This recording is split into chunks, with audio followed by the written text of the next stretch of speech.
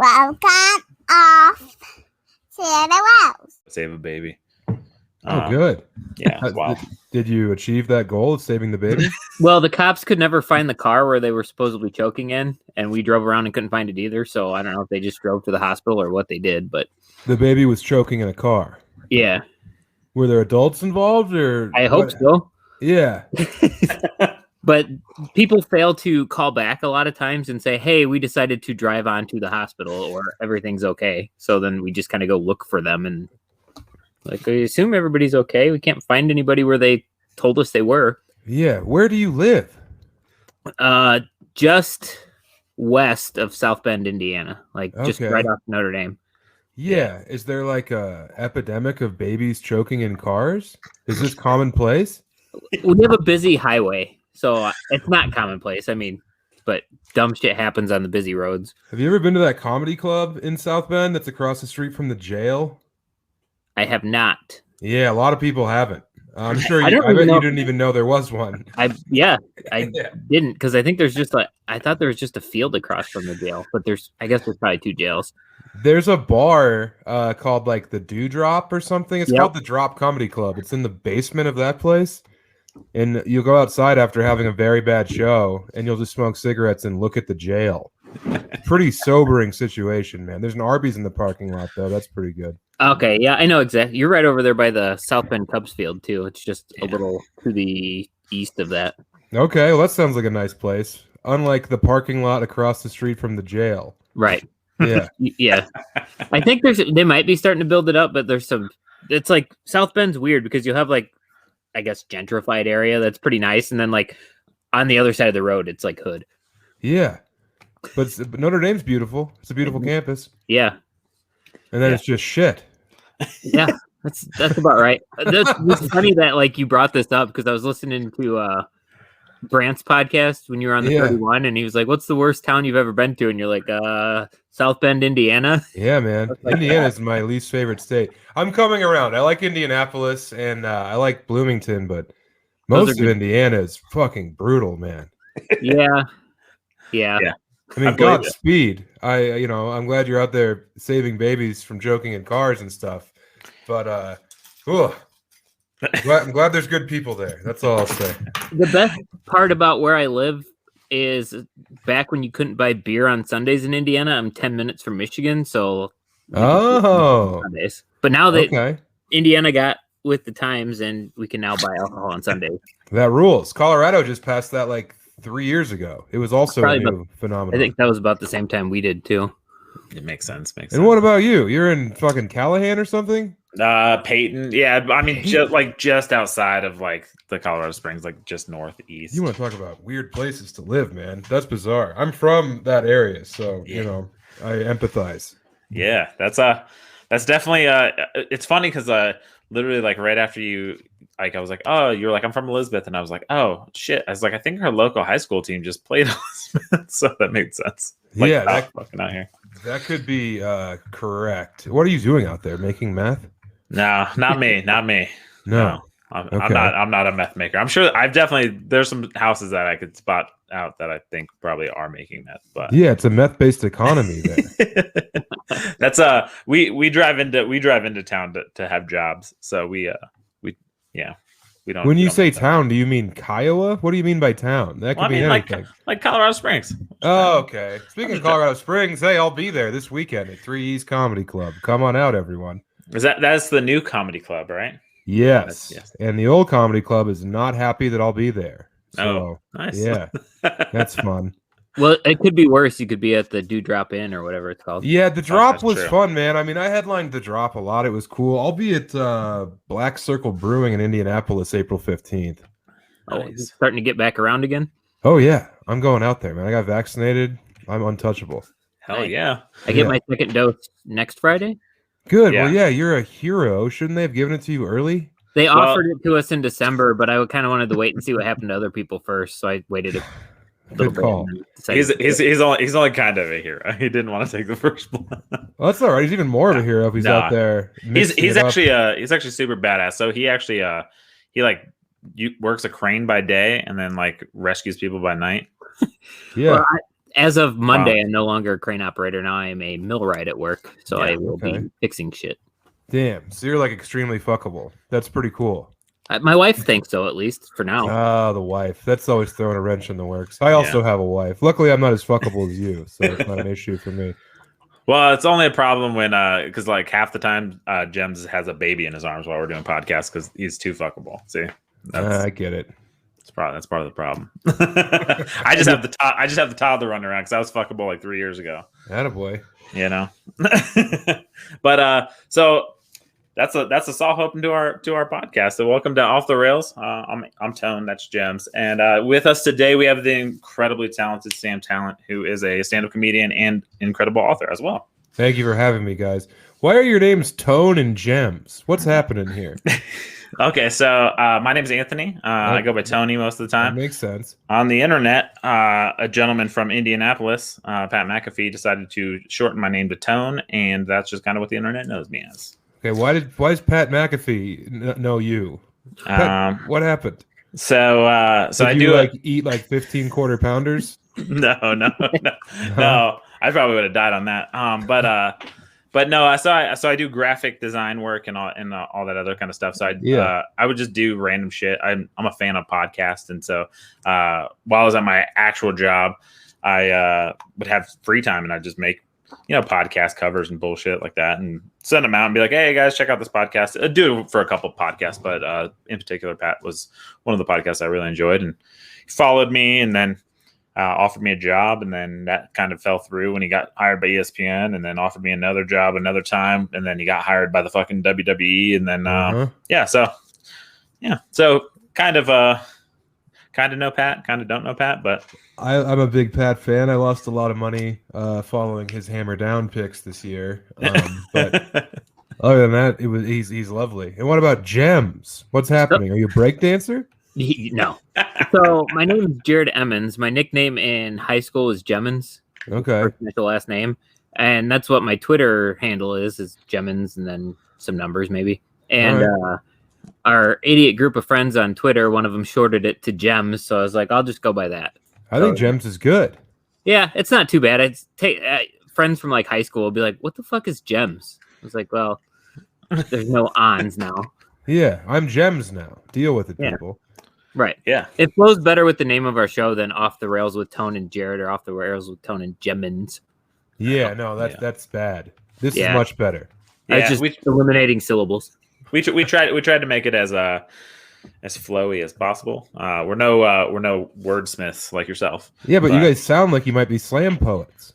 I mean, we definitely probably could be. I mean, you could be with that beanie for sure. I mean, definitely. I don't know about you, Jems. You look like you're in some kind of shed you built yourself. I don't think there's a lot of poetry going on in there. Well, even better, I'm in my unfinished basement, but we have a roughed-in bathroom. Ooh. So this is like the smallest area that kind of worked out. So you own a home out there? I do. That rules. Built like home 2 years ownership ago. Is cool.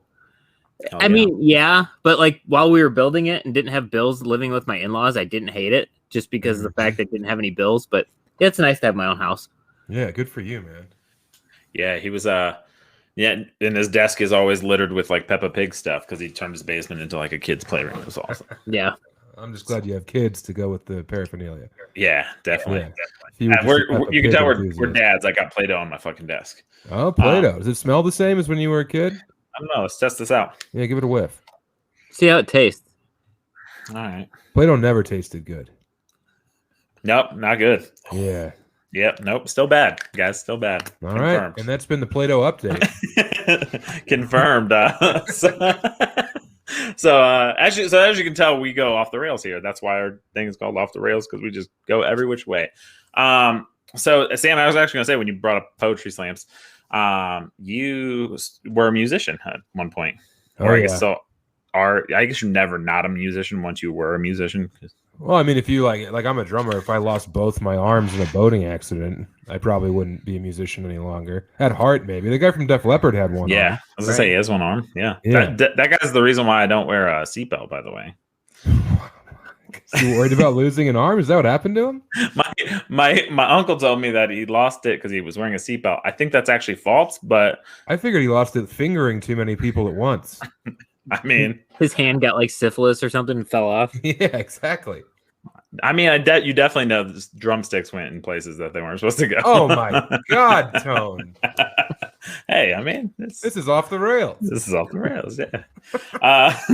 Well, so I did definitely want to ask you though about that lifestyle. Did some of that like touring around? Because I know a little bit from hearing you speak that like obviously you were like put in some weird like locations to play and sleep and all that kind of stuff. Was some of that informed the book at all, or was that all just from your stand-up experience, or a little bit of hodgepodge of both? Or I don't know. That's a good question. I mean, yeah, I was touring in the band before I was a comic, so there was a lot of.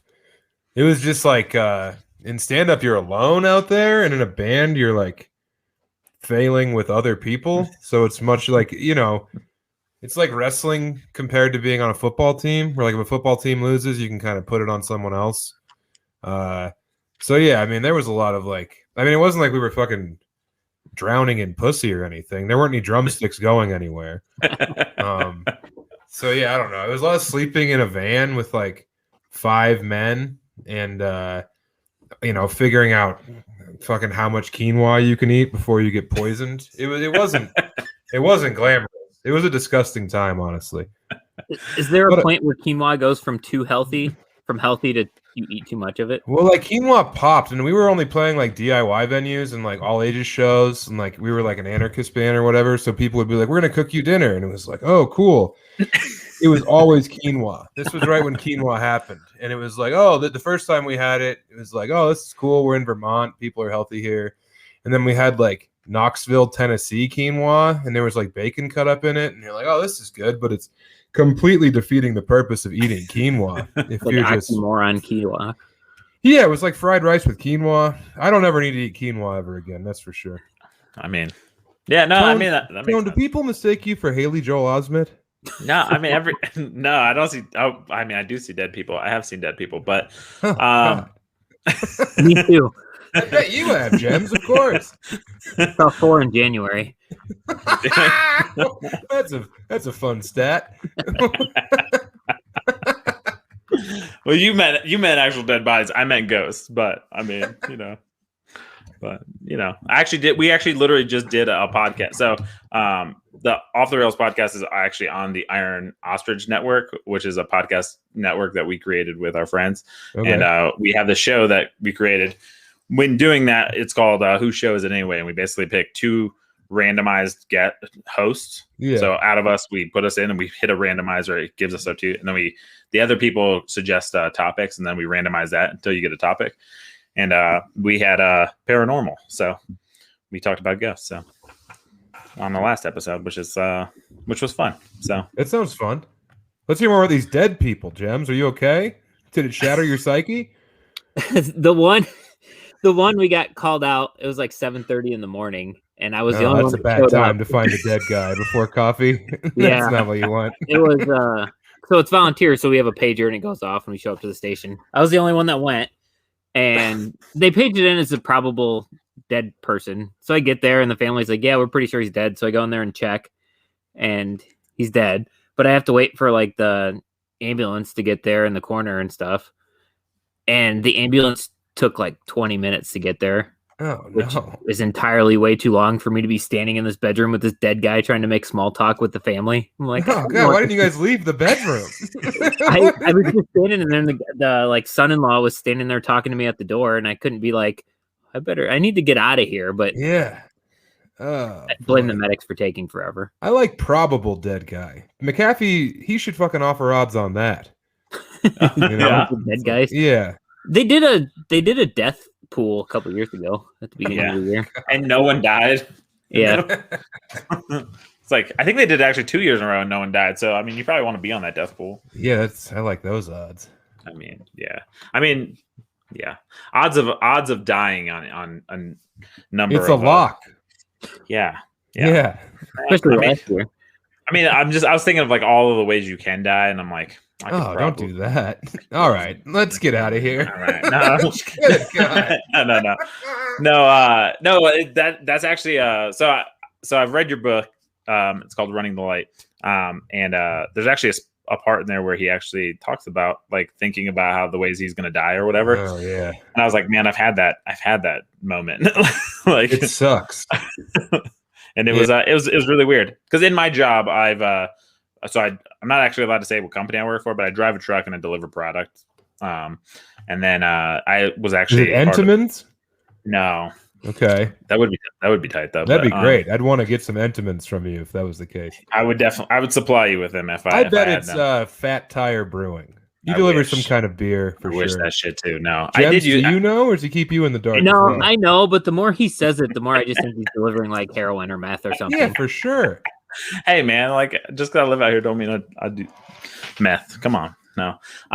No, but yeah, so I actually got robbed at gunpoint like 2 years ago. So So it's a desirable product. Oh, you drive a Brinks truck.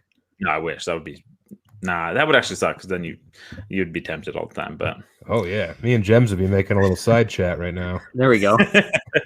no, it's a product that's pretty much in everybody's house, and I deliver it to stores. But Okay. Well, I'm sorry you were robbed. Did they make off with all of the avocados and pineapple you deliver for Safeway?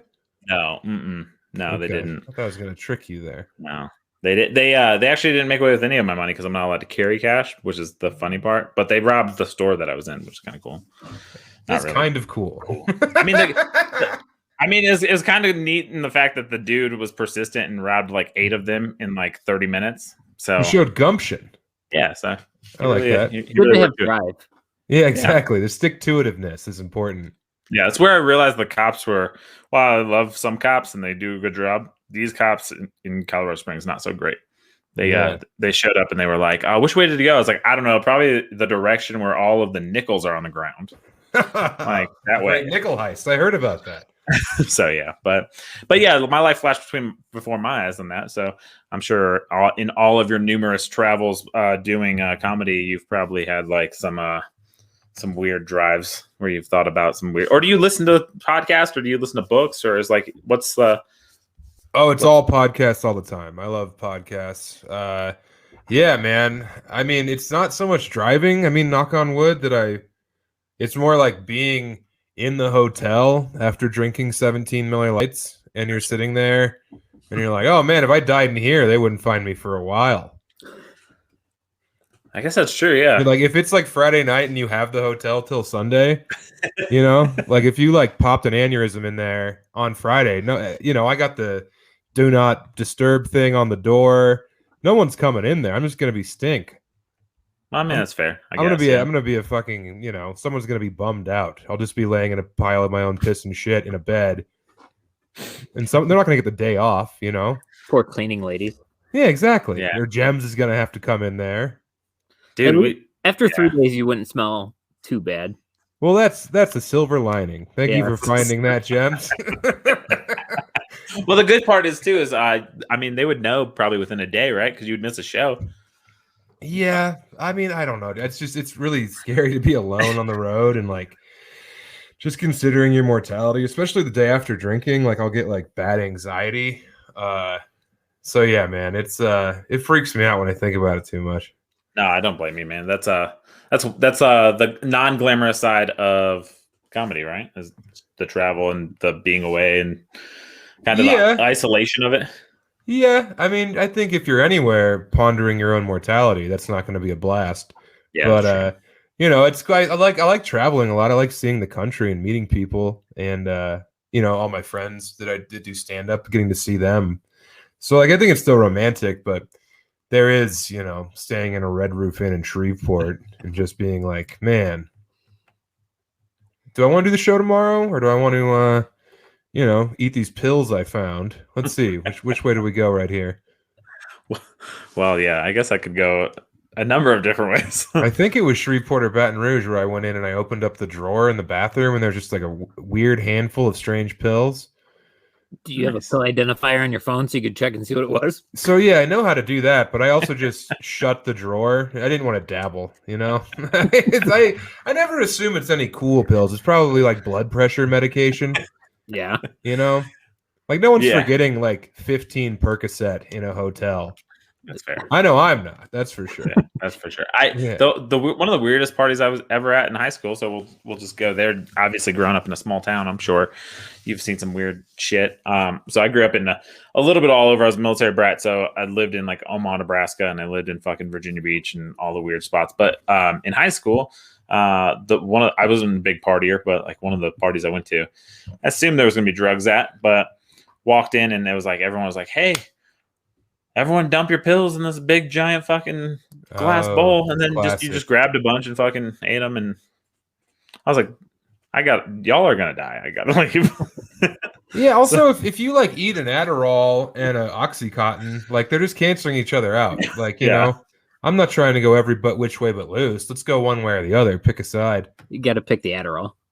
Yeah. So okay, I'd go the other way. I'll eat the Xanax or the Klonopin. You can have the Adderall. I'll take that deal. I never want to be more intense when I take drugs.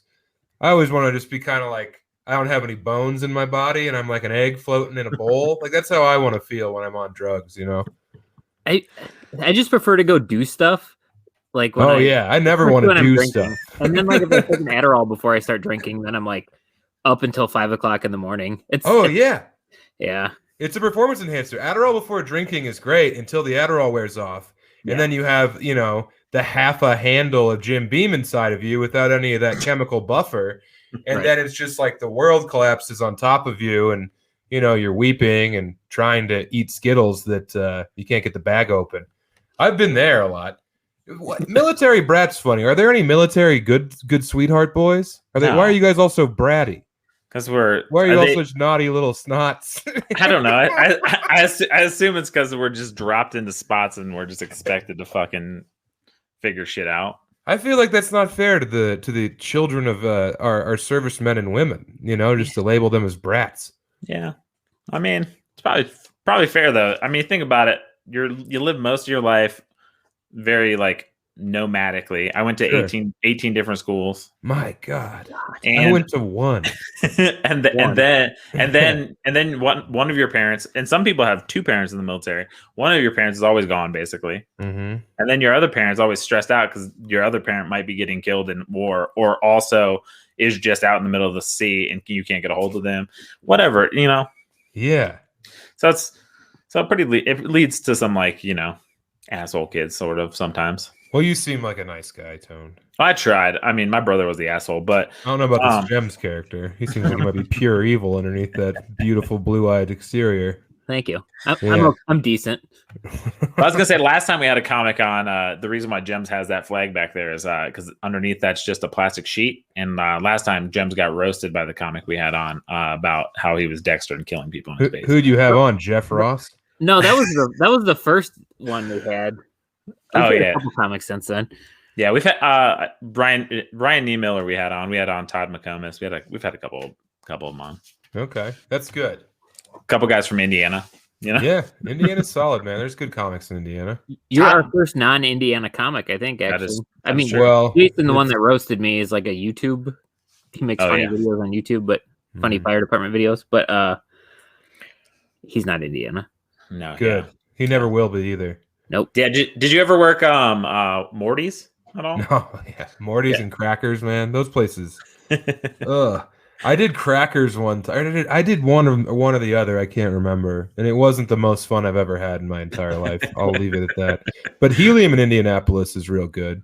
Yeah, I've heard good things about Helium. They do. I saw Steve Ranizzi at however you say his last name at Crackers. Was that before or after it was revealed he wasn't in 9/11? This was before. This was like okay. So it was on like the rise, not the fall. Yeah, he was still riding that League high. Yeah, the League. I forgot about the League. League was a great show. Yeah, I watched that show. Yeah, it's a great show. So I'm glad we plugged the League. That was important. Someone had to do it. I mean, we've plugged worse on here. I mean, somewhere Nick Kroll is smiling. Yeah, somewhere Nick. Yeah. Yeah. Nick Kroll's just counting cash somewhere. Who's the other guy? Super rich. Who's the other guy that played the doctor with no hair? Can't think of his name. Paul Scheer. Paul Scheer, yeah. Do you think Nick Kroll's parents are super rich? Yeah, I think they're in like they're like got ties. This is gonna sound anti-Semitic, but they have some kind of Israel ties. You know what I mean? Like Mossad. It's just deep. Like they're like making bombs and stuff. Like he's like astronomically wealthy. I mean, that makes sense. I mean, Yeah. you know, which always I find I guess weird because you see both sides. What the stereotype for comedians is what you came from a poor bad household or whatever. Not anymore. Now it's all a bunch of kids who went to Vassar and Oberlin. That's true too. Yeah. Yeah. A bunch of kids who've never known pain. Well, because that was the one thing that struck me as like kind of fascinating is having read the book because it was recommended to me a couple times by people because obviously like I know Brant and a couple other people brought it across. Brant just got engaged yesterday. He did. Congrats. And he won like $74,000 too or some shit. I want to know what the parlay was. That's what I'm saying. Call him, Tone. Call him. I should just call him right now. Should we? I texted him and was like, I don't think I think he's busy, you know, being happily engaged right now. Yeah, that's true. I texted him today. He texted me back. So yeah. I mean, I don't know. Well, yeah, I don't know. I don't know if I got vaccinated in Cheyenne, Wyoming because I hit up Brant. I was like, hey, do you have an address up there that I could use? And he gave me one. And, Brant knows everybody in Cheyenne. oh, for sure. Yeah, Brant rules, man. Congrats to Brant. Yeah, congrats to Brant. I was actually Jems's car broke down earlier today, and I was gonna call Brant and have him be my co-host today. That would have been fun. But then Jems made it through, so sorry, at least for a little bit. But Brant does well. Jems, I'm sorry, that's not a backhand. You're doing a great job. But yeah, Brant doesn't need us now. He's rich. I know, right? Brant's doing good. I dropped. I had a Brant sticker. I was gonna put him on screen. Then we just act like Brant was here. But yeah, fucking no. No. Well, so speaking of Brant though, a little bit. So you wrote this book in Vegas while you lived in Vegas, and That's obviously right. Brant started in Vegas. But did you do a comedy out while you were out there, or was it? Yeah. It was 2016 to 2018. My wife was in her first year of med school, her first 2 years of med school there. She's seen some dead people too, Jems. Boy, howdy. And it's not her fault, you know. She's Jesus Christ. We were out there, man. I was doing stand-up. It sucked. I was on the road a lot more than I wanted to be, just because Vegas comedy wasn't my favorite thing in the world. Those crowds are pretty shitty. There's good comics there, but the crowds are just fucking, you know, they're wasted and they're furious that they're not at a better show, you know. They couldn't get into like Carrot Top or George Wallace, so now they're at, you know, Comics and Dolls at Planet Hollywood.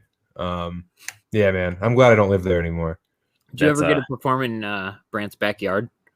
No, Brant didn't live there when I lived there. Brant was already gone. I knew Brant because he would come to Denver a lot, and he was like really good friends with my buddy Nathan Lund, who started in Vegas. So I saw a lot of Brant, and he was kind of like this strange raconteur who would pass through town and be staying at someone's like multi-million-dollar loft somehow. He was always in someone's beautiful house downtown. You'd be like, so Brant, what are you Nick Kroll's dad? Like, what are you doing? Do you work for Mossad? What's the action here, pal? Yeah, when I met Brant, he was very Brant-centric podcast. I like it.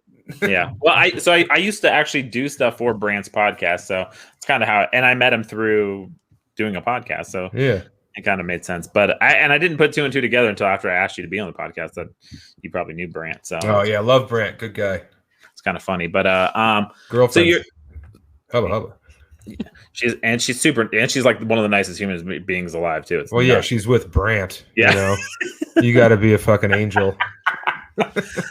That's true, and she like might have saved his life because I don't think Brant knew he was allergic to gluten until he met her. Yeah, I think he moved to Denver and needed to be like a hipster about something, so he was like, "Oh yeah, I can't have gluten. I can only drink 15 White Claws now."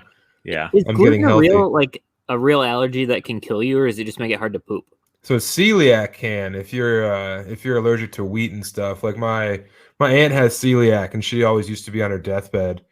And then she realized she just can't have any kind of like gluten or anything. But I think gluten allergy is kind of blown out of proportion. So you got something to talk about on a first date. I mean, that makes sense. Yeah. It's like, I would have pasta, but I'm gluten intolerant. So I like how when people everything's WebMD like nowadays too. It's like, I have a stomach ache. What did I eat last? Oh, pasta. I probably am gluten intolerant. Well, it's like you had 3.5 boxes of Kraft shells and cheese. That's why your stomach hurts. It's not the pasta. It's the quantity of poison you ate. Yeah, and the quality probably. Yeah. Yeah, no. So I guess like speaking of like I guess like putting stuff in your body that's not supposed to be there. And I like how you really struggled to get that transition. That was good, Tone. I've been Were you trying to phrase obsessed, it so it didn't sound dirty? You're like, speaking of putting things in your body that aren't supposed to be there. Yeah, I've been up since 2 this morning, so like I'm running on like 14 hours now. You're doing great. No. I appreciate your commitment to broadcasting by putting that transition together. I feel like this is the first podcast I've ever done. You're on fire, man. Oh no! If I was on fire, this would be a more entertaining podcast. If you were on fire, Jems would be on the way over. Exactly. 1,500-mile drive or something. I'll be there. I mean, you probably make it here before our fire people. They're pretty fucking terrible. But oh yeah. No, I was gonna say, speaking of putting things in your body you're not supposed to, the main character of your book puts a lot of shit in his body that he's not supposed to, at rapid rates of quantities. And is that something like that's pretty typical on the road? Like, not like I'm not saying like obviously you, but like obviously it's a fictional character, but like, is that you hear the stories and stuff like that? I mean, growing up in Virginia Beach a little bit, like it was kind of like right around the time where I could go to comedy clubs, and like one of my good friends, her dad worked at the radio station, so I got like I've seen Jay Medicine Hat like too many times. Whoa, Jay Medicine Hat. Yeah, what a reference, man. Yeah, he's dead for sure. Yeah, for sure. Yeah. It wasn't my cup of tea, but whatever. I mean, no, nice guy, but he was like a Native American hypnotist. It was a very bizarre act. Yeah, no, Jay, he liked to dance with that white devil a little bit, you know. So I've actually been around like the backstage with that. So like that's what it reminded me of, like listening to the book a little bit, being like, oh, this is that kind of like, I don't know where his career was before, but like it. Well, like, I mean, I don't know, dude. It's so weird because like when I started stand up, a lot of the guys that you would go open for like were definitely unhealthy in every way possible. Whether it was like going to Popeyes and then going to Taco Bell because they weren't drinking anymore, or like them just getting to town and needing to find cocaine in a town of 600 people somewhere in North Dakota. Or them waking up and they don't have coffee in their cup at the radio station. It's just filled with gin. Yeah. There's a lot of like, it's just like you said, man, it's lonely and it's bleak, and you got to fucking fill those holes in yourself with whatever you can. I mean, my thing, I definitely drink too many beers if I'm not enjoying myself, but I think that people are getting it more together, and I mean, there's a lot of sex addiction, I assume, in stand up and stuff. But yeah, man, I don't know. I'm trying to think of the last guy I worked with that like needed cocaine, and I can't really think of one in recent memory. That's good though. That's right. Yeah. I mean, people are fucking popping pills, and it's very easy to, as long as you're funny for like an hour, or maybe if you have 2 shows, 2 hours, you have 22 hours of the day where you have like no responsibilities. And you even don't even have to be that funny. Like a lot of people just get trapped in this world, and they just fucking, do their old trite act that they haven't written a new joke since like, the Al Gore Bush election.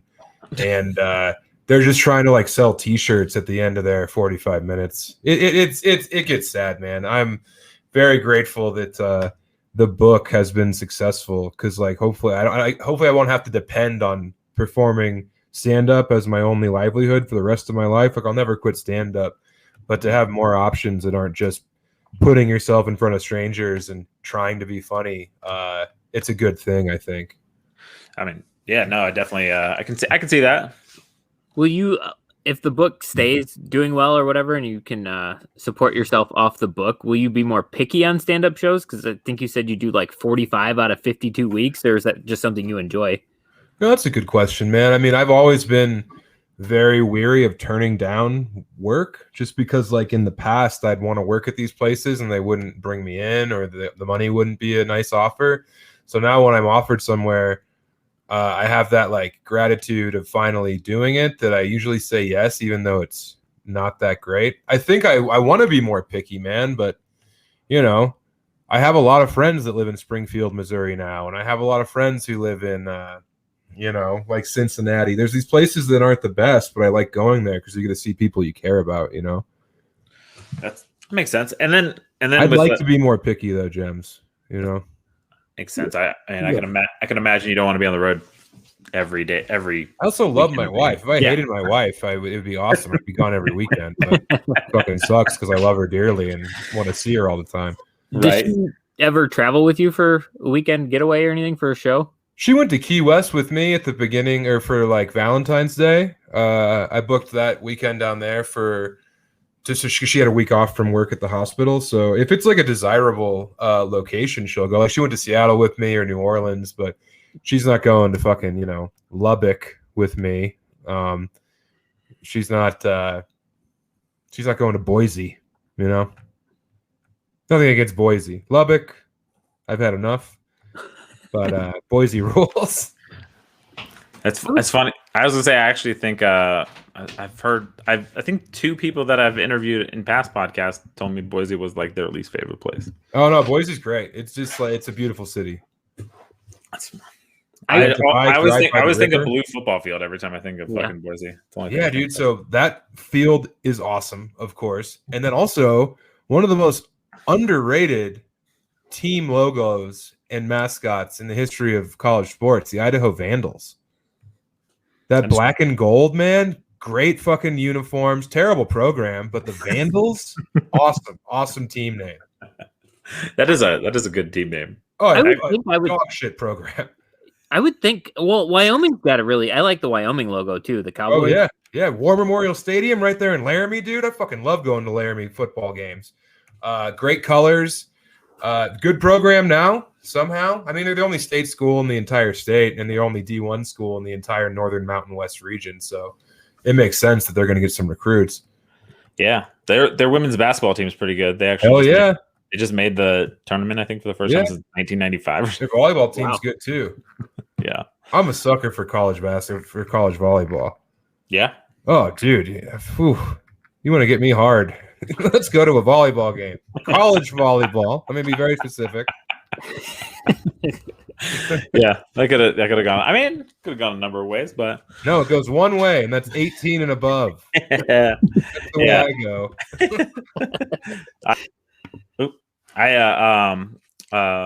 Living in Colorado Springs or near Colorado Springs, I've actually met quite a few of the like the beach volleyball girls.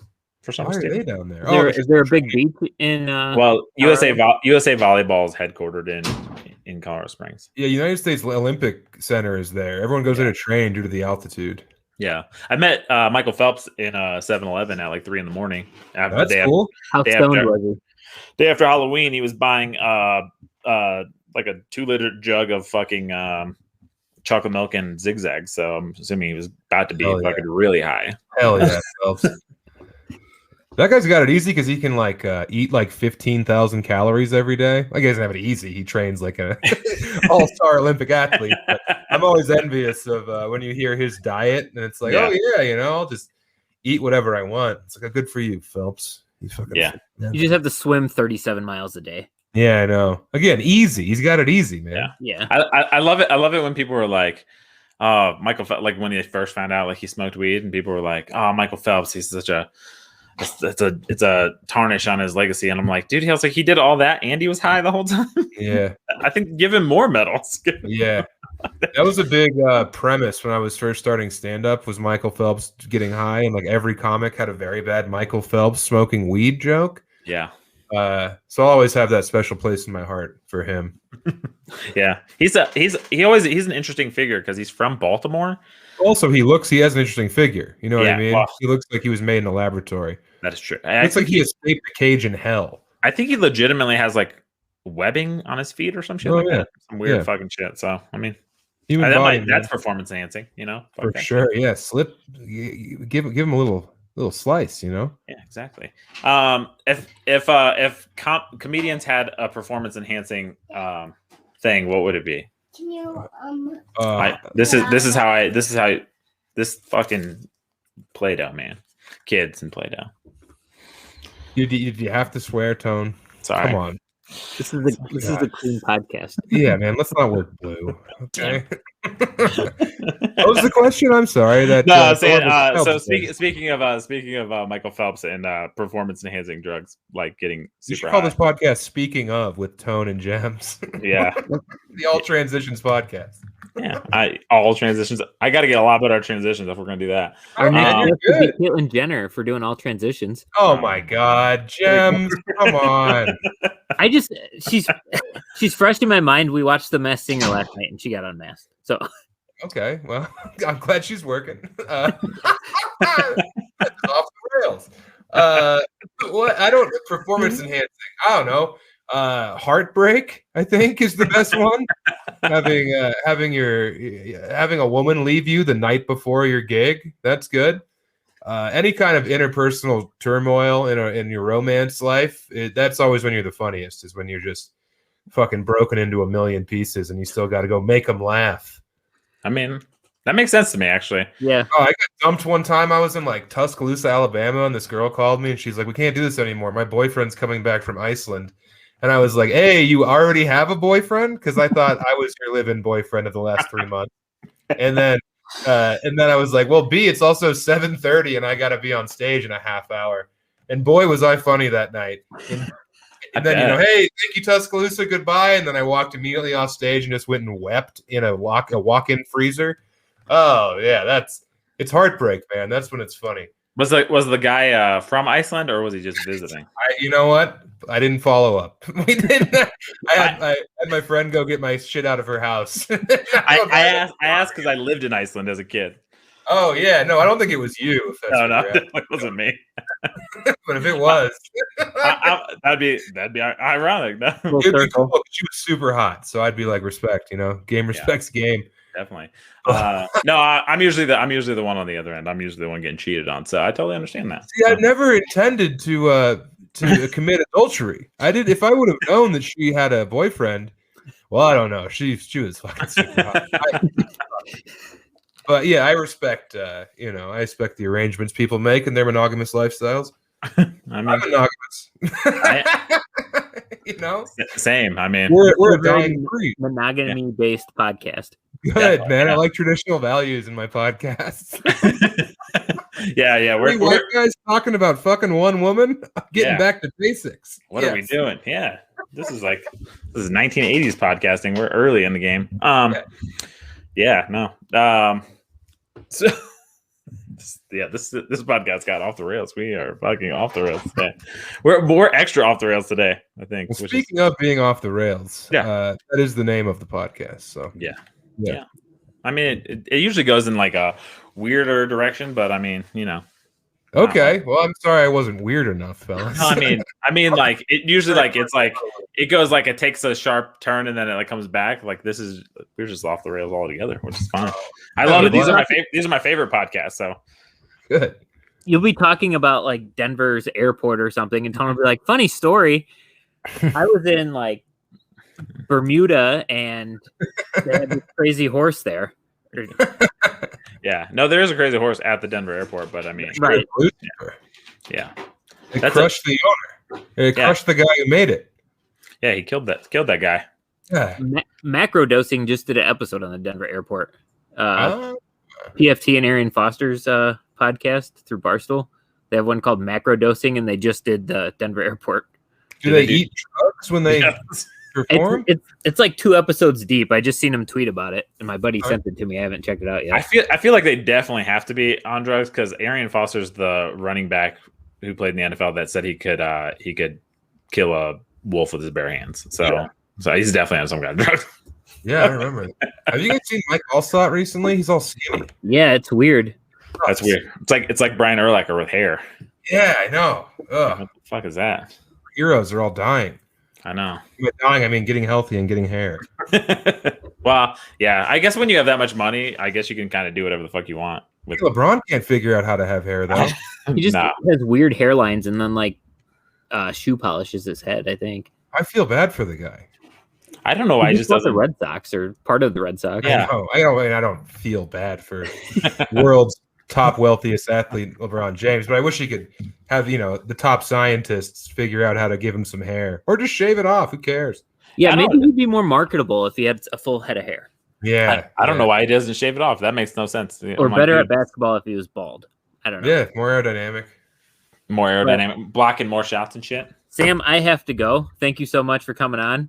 Jems, I'm glad to be here, man. Thank you. Have a lovely evening at firefighter school. Thank you. Enjoy your one night with Tone. I will, man. Yeah, if you go to Indianapolis on April 15th, let me know. All right.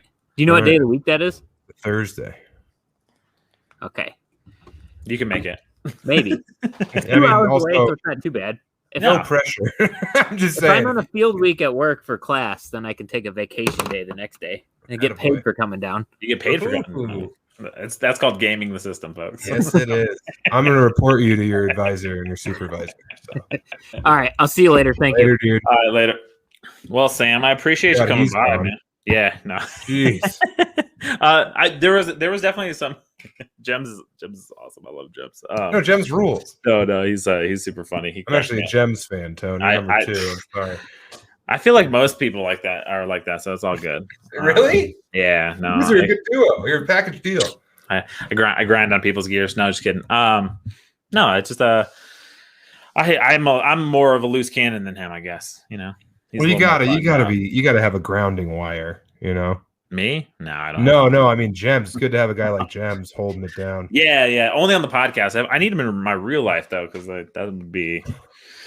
Yeah, then I probably wouldn't do as much stupid shit, but Well, man. I feel that, brother. you know what I'm saying? Like, you ever do that? I'm for sure you've definitely probably been like, man, fuck, why'd I do that? I've done that. Oh, I've made all types of mistakes. Oh, for sure. So yeah, I mean, but the cool thing about so I really am I know, like, all joking aside, a huge fan of the book and I've seen you do stand up twice, I believe. Okay.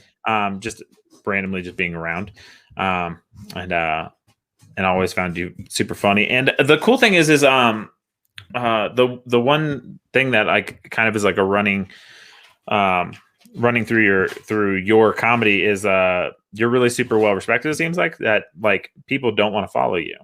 Is that tough? Is that tough? It's nice of you to say. No, it's not tough because well, yeah, it is tough, man, when you go to town and people, if an MC gives you the intro of saying like this is the funniest person I've ever seen, the crowd, you want him to be like, so hey, this guy, he's figuring it out still. You want him to think it's like your third time doing stand-up. Yeah. But then also, like, I do like headlining because you get paid more and you get to do more time on stage. But yeah, sometimes you just want to try stuff out, and if you have to go last, you always have to kill. Yeah. So I do miss the days of being like, I guess less respected. That sounds insane. That's very flattering, though. Thank you, man. Well, I know for a fact. So, like, I was, I think it was, well, obviously the foreword of your book. Kyle's very super, like, obviously nice about all the things he says. But then I was listening to, like I said, big podcast fan, Nick Thune's podcast with Bert, and he talks about how I guess Kyle called him, like, when he found out that, like, you were opening for him, and he was like, prepare to hate yourself, basically. Like, Yeah. So, like, those kind of things, like, that's, I mean, when you were growing up, I guess, in because obviously you said you were a musician first, was there like certain comedians that you really looked up to that, like, you've either gotten to work with or have been in the same space with, just that, like, you're like, man, like, this is a trip, like, or like, yeah. those always, like, because comedy and, like, is one of those weird things for me. Like, I'm such a fan of it, so much of a fan that, like, I know there's people who are like, I love comedy, I'm gonna do it. I'm so much of a fan of comedy, I'm like, fuck that shit, I'm never gonna do that. Like, I don't want to fuck that up. Is what you're saying. Yeah, that's I don't want to fuck that up. I respect what you guys do too much. Like, yeah. Oh, well, I mean, I never thought I was going to be like a stand-up comic. I thought I was going to be like a sketch or improviser guy. I always liked, like, Saturday Night Live and Christopher Guest movies and stuff. So, like, when I met Dana Carvey, it was a really big deal to me. We Nice. did a show together at the Throckmorton Theater in San Francisco, and I didn't know he was going to be on the show, and he just came in the green room, and I was like, my God. And then I didn't say a word, you know. And then afterward, I was outside smoking, and he walked by, and I was like, hey, man. And he was like, hey, you were really like cut me off. He's like, you were funny. And I was like, oh my God. You know, me and my mom used to watch that special you put out where you talked about your son's penis. And he was like, well, yeah, you know, my son's a lot older now, and I wish I could still do that bit, but it has a whole different connotation. So just talking with him was cool, but like, you know, man, it's the people that like when I was doing stand-up, like starting out, like Josh Blue and like the Grolix guys and like Hippie Man, John Novosad, like these dudes that you would see crush at the club when you were still trying to get 5 minutes together. And now, you know, I hang out with Josh. Like I'll go over to his house and throw axes with him, or like me and Hippie Man and my dad went and saw Zappa play Zappa. Like being friends with these dudes and like being able to treat them like when they treat you as a peer and they kind of bring you in and like, you know, respect you, and you're not like looking up to them anymore. Like you still respect them and admire them. And, but like just being on an equal, like sitting in a green room with them and not feeling beholden or lucky to be there. And just being like, of course, I'm at work with a coworker right now. Like that feels really good. And I still get nervous when you meet people. But yeah, man, I mean, it's just the people that in Denver specifically that I would see and be like, oh, like Troy Baxley and me are friends now. You know, like that meant a lot. That's awesome. I know COVID's kind of fucked things up a lot for everything. Is the comedy clubs back up now, or is it starting to get back? Most of them are at limited capacity. I mean, some of them just don't give a shit and like opened up. Like Texas. You know, yeah, like like it's so tough to believe in like, you know, individual freedom and liberty, and also like I want people to be safe and I want people to be healthy and shit. But like if you do like own a comedy club and you mortgaged it, and you know, I get it. It sucks. People are willing participants if they want to come to the show. Like it's not on the owner to turn them away. It's real murky, dude. I don't know. Like Comedy Works in Denver, my home club, just opened up the South Club down in the Tech Center. Yeah. And they're doing, I think, quarter capacity. And like it's one of the few places I've been in for comedy since the pandemic where the tables are actually 6 feet apart. Like that doesn't really happen in a lot of places, you know. It's like we're gonna do half capacity, and it's like, okay, you're still in a room that fits 100 people and you have 50 people in here and the ceiling is 8 feet high. Like, I don't really know. I'm not a fucking virologist, but it seems like being trapped in a room with people screaming and spitting is not, you know, if you're going to fucking transmute disease, like it's going to happen in there. Yeah. But yeah, they're opening up more now, man. That's definitely, I mean, I guess, I don't know if it's good or like bad. No one gave a shit. Yeah. You know, like it was like, please wear your mask at your table. No one had a mask on. You know, it was fucking jam-packed in there. And also Key West is like a tourist destination, so people are coming in from all over the country and just swapping all the air in their lungs. So I don't know, man. I had COVID in December. I had the antibodies. I still have them technically. So then I got the shot. So like I'm feeling like I'm making decisions that I'm like okay with. You know what I mean? Yeah, I think that's definitely the only thing you can really do. My thought in going there was you were talking about how like you're on a even footing with like some of the people that you looked up to. Is there anyone, I'm not name names, but like, are you cognizant now that since you've ascended to that level, like that there's people that look up to you that way? And, I mean, I don't want to. Oh, so sorry. Go ahead. And is there like does comedy have like a, not like a mentoring program, but like, do you guys talk, or like, is it very isolated in that sense of like people kind of do their act, or like, and they kind of stick to themselves? Like I noticed, so I produce a couple football podcasts with football players, and like that's the thing they always say. They're like, man, I kind of wish we like realized like the weight we had on like the younger players sooner, and like kind of gave them like some of the knowledge we had so they could be in a better spot. And like, how does that work when you're competing for stage time, but you're also like wanting the best for like friends and coworkers, I guess? Yeah, I mean, first of all, like I don't want to say that like I ascended or anything. Like I don't want to follow Josh Blue. You know what I mean? Josh Blue, there's a lot of guys who still fucking kill, and I just like, it's cool to be friends with them and shit. But I don't want to say that I'm like, you can always get better at stand-up. Yeah. That's all I'm saying. But like I hosted the Monday open mic and the Tuesday open mic in Denver, and then I ran a showcase every Wednesday. So like most of the comics that started like, 4 years after me, I was like the first guy that they met when they went to an open mic. Like they would, hey, I'm, Byron Graham and I'm going to try stand up tonight. And it's like, all right, well, there's the list over there. Go sign up. So I was always very I don't want to say generous with my time, but I give a shit about comics. I love comics. I love comedy. So if someone's trying this thing that's like really hard, which is learning stand-up comedy, I would always try and I don't want to make them delusional, but I would tell them when they were funny or like give them a tag to a joke. Or I definitely wanted to broker a feeling of fraternity and like inclusiveness, as far as like, if you're going to try this thing that we've all had to learn as well, like I'm not going to be a dickhead about it. Like everyone's very bad at stand-up when they start.